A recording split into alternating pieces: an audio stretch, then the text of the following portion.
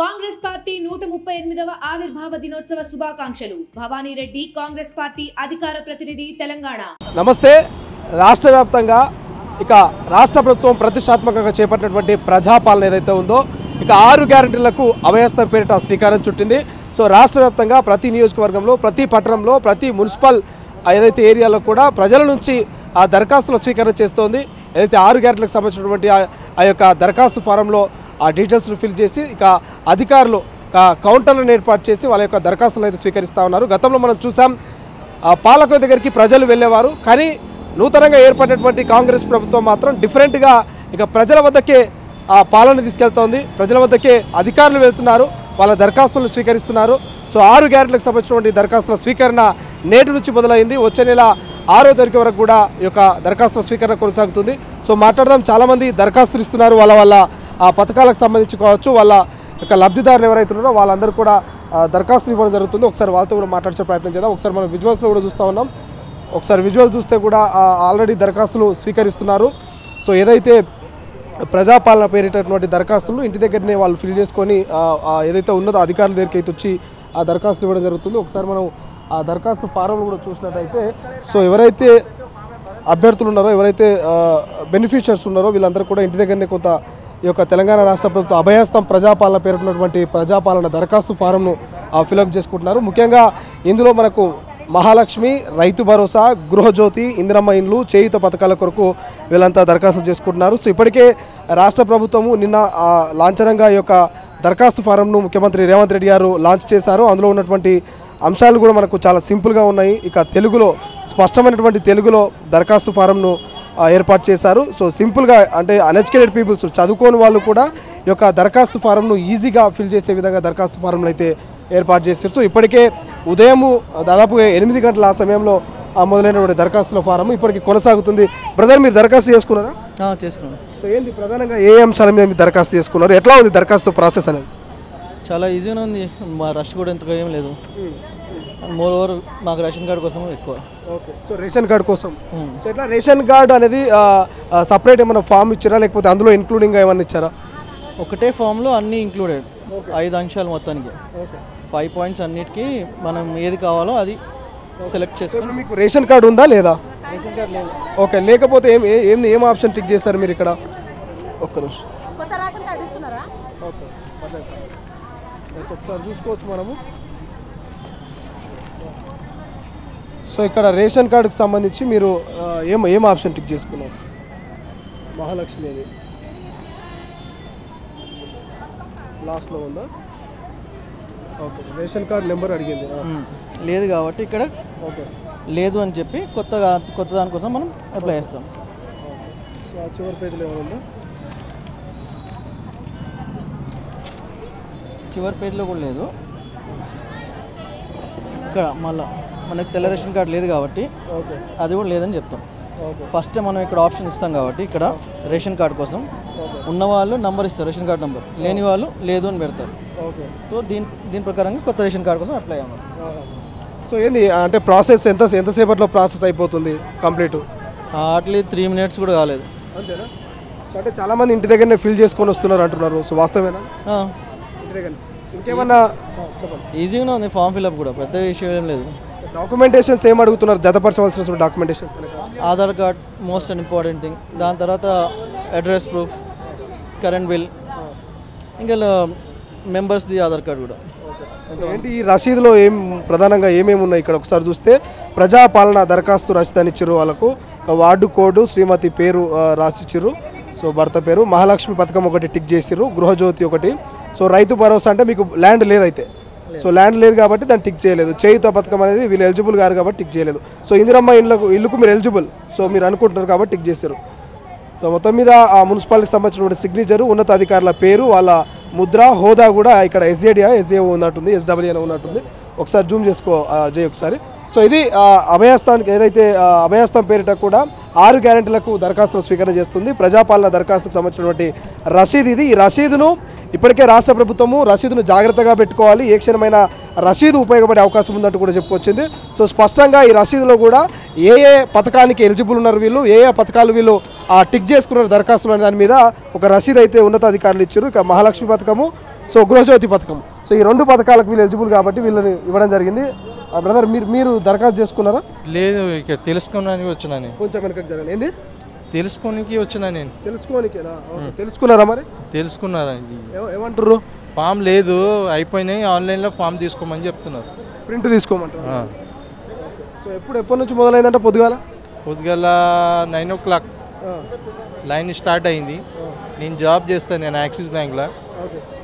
ఇస్తున్నారంటే నేను వచ్చి తీసుకుంటామంటే అయిపోయింది, ఆన్లైన్లో తీసుకోవచ్చు అని చెప్తాను. సో ఎట్లా 6 గ్యారెంటీలకు సంబంధించి దరఖాస్తు ప్రజాపాలన పేరిట దరఖాస్తులు స్వీకరిస్తున్నారు? నమ్మకం ఉందా ఈ దరఖాస్తులో మేము ఫిల్ చేసి దరఖాస్తులు ఇస్తే 6 గ్యారెంటీలు మాకు అమలు అయితే మేము ఏదైతే ఎలిజిబుల్ ఉన్నాయో ఆ పథకాలన్నీ వస్తాయని నమ్మకం ఉందా మీకు? ఉన్నది. సో ఏ పథకాలకు మీరు ఎలిజిబుల్ అండి మీకు తెలిసినంత వరకు? ఇల్లు కోసం, పింఛన్ కోసం, ఇంకా ఇది 5 లక్షలు ఇస్తా అని చెప్తున్నారు. ఇల్లు కోసం నమ్మకం ఉన్నది మాకు, ఇస్తా అని. సో ఏం చెప్తారు? ఇప్పటికే రేషన్ కార్డులు లేని వాళ్ళు కొంతమంది అంత భయాందోళనకు గురవుతున్నారు. సో రేషన్ కార్డు గురించి ఏమైనా అడిగిరా లోపల? కొత్త రేషన్ కార్డు లేని వాళ్ళకి లేదు, అది ఇక్కడ బోర్డు మీద రాసి ఉన్నది, చూసుకోమని చెప్తున్నారు. మాట్లాడదాం, చాలా మంది వచ్చారు. అవ్వతో మాట్లాడదాం. అవ్వ ఏడికెళ్ళి వస్తున్నావా? ఈయనేనా? ఏమో ఆధార్ కార్డు కాగితం పట్టుకొని వచ్చినావు, ఏం పని మీద వచ్చినావు? నేనా? ఇది నాకు ఇది పింఛన్ లేదు. ఎన్ని ఏళ్ళు ఉంటాయావా నీకు? ఎన్ని ఏళ్ళు ఉన్నాయో బిడ్డ నాకు గుర్తు ఉండదు. ఆధార్ కార్డు ఎన్ని ఏళ్ళు ఉన్నాయి చూస్తే ఇంట్లో ఏమైనా ఉన్నాయా? లెక్క ప్రకారం 1946లో ఉన్నది ఆధార్ కార్డు. దీని లెక్క ప్రకారం అంటే 54 6 54 22 అంటే 77 ఏళ్ళు ఉన్నాయా నీకు? 77 ఏళ్ళు అంటే నీకు 60 ఏళ్ళకి పింఛన్ రావాలి, 57 ఏళ్ళకి రాలేదు బిడ్డ. దరఖాస్తు పెట్టుకోలేదు అన్నాడు ఇంతకుముందు ఉన్నప్పుడు? పెట్టుకోలే. ఎందుకు పెట్టుకోలేదు మరి? పెట్టుకోలే, నాకు గుర్తుకు లేదు, పెట్టుకోలే. అయ్యో, ఎవరు చెప్పలేదా మీ ఇంటి వాళ్ళన్నా కూడా? చెప్పలేరు నాకు. ఇప్పుడు దరఖాస్తు పెట్టుకుందామని వచ్చినావా? ఎన్ని గంటలకు వచ్చినావా? అప్పుడే వచ్చినా నాకు మనమడ తోలేసి అది ఇది లేదు, కరెంటు బిల్లు లేదు అని పోయిండు. కరెంటు బిల్లు కోసం పోస్తామా, నేను తీసుకొని వస్తానని పోయిండు. అక్కడనే తిన్నావా? బుక్కేడేమన్నా తినొచ్చినావా? ఎట్లున్నది మరి? ఏమన్నారు ఇప్పుడు? దానికి ఖచ్చితంగా కరెంటు బిల్లు పెట్టాలంటున్నా ఇప్పుడు అది పింఛన్ దానికి? కరెంటు బిల్లు పెట్టాలి అంటున్నారు. మీరు ఇక్కడ వాళ్ళు కాదని అడుగు తెలియనికి. ఇక్కడ వస్తుందంటవా ఇప్పుడన్నా మరి అప్లై చేసుకుంటే పింఛని?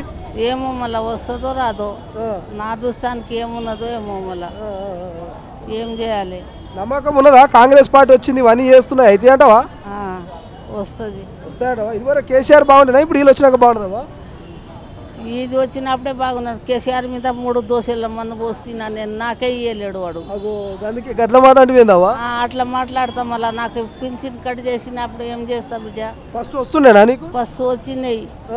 ముందు వెనుక సిరి నీ కొడుకులు ఆఫీసర్లు ఉన్నాడు, ఎందుకమ్మా నీకు అని కట్ చేసిండు. కొడుకులు ఎవరు పెడతారు? ఎవరికి బిడ్డలు వాళ్ళ పిల్లలు నడుపుతాడా, నాకు నడుపుతాడా?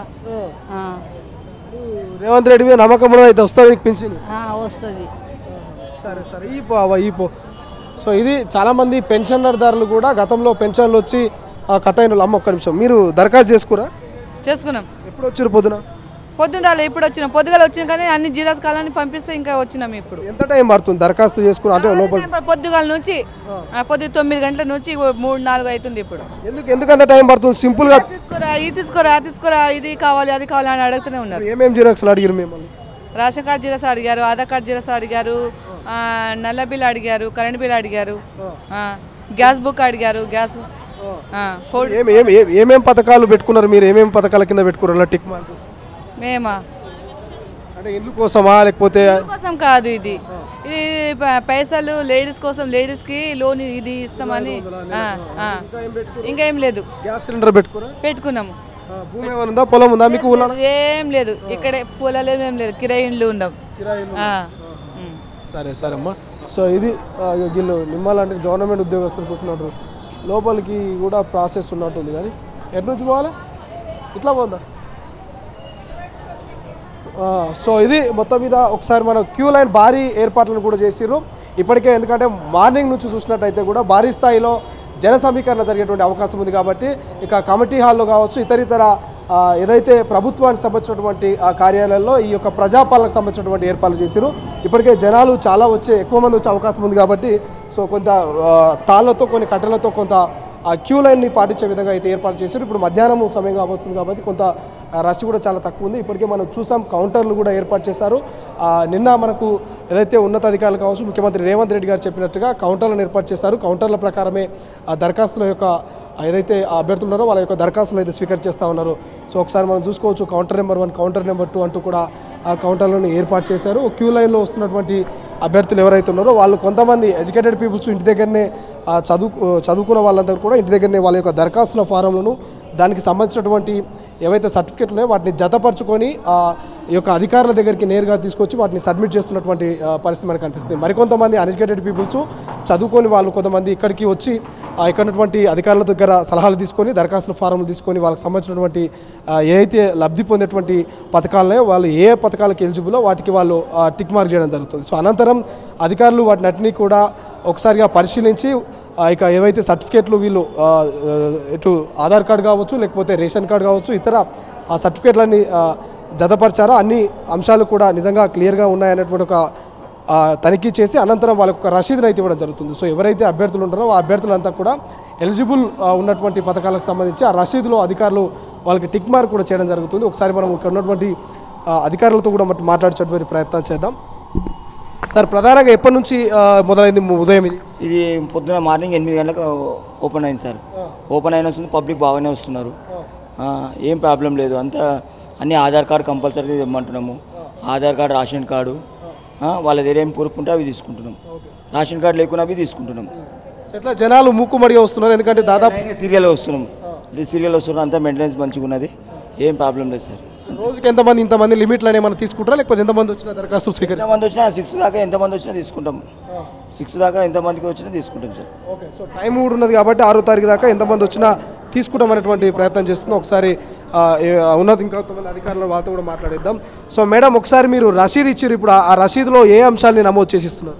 వాళ్ళ పేరు, వాళ్ళ హస్బెండ్ పేరు, వాళ్ళు దేనికి అప్లై చేసుకున్నారు వాళ్ళు అవన్నీ టిక్ చేసి నా సైన్ పెట్టి ఇచ్చేస్తున్నాను. నూతనంగా ఎవరికైతే కొంతమందికి రేషన్ కార్డు లేవు, కొత్తగా పెళ్ళైన వాళ్ళు కొంతమంది ఇబ్బందులు ఉన్నారు, సో అటువంటి వాళ్ళకు రేషన్ కార్డుకి ఏమైనా ఆప్షన్ ఇచ్చారా? కొత్తగా ఏమైనా దరఖాస్తు ఏమైనా పెట్టుకుంటారా వాళ్ళు?